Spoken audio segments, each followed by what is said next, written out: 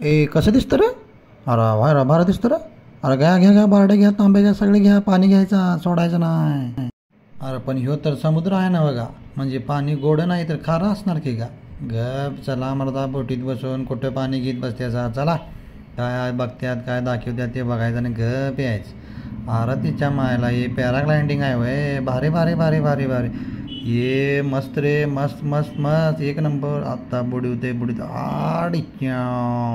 मला असला बुडवाला आहे बघ पुरा, त्यानं मला पाण्याची चवच दाखवली. मी जे बारडी आणि तांब्या घेऊन पाणी घ्यायचं ठरवलं होतं, इथं मोटरीनं उसाला पाणी पाजायचं म्हणत होतं, त्याचा बुक्काच ओढाला बघा. तोंडात नाकात सगळीकडे जे पाणी गेले खारट, त्यामुळं पुरा मला लक्षात आलं की हे स्कीम काय बरोबर नाही.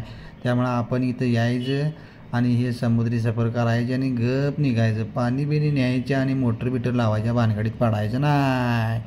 जे आपल्याकडे उसाला जे नदीचं धरणाचं पाणी मिळते तेवढं रगाड आहे, तेवढ्यावर जेवढा मिळेल तेवढा ऊस मिळेल.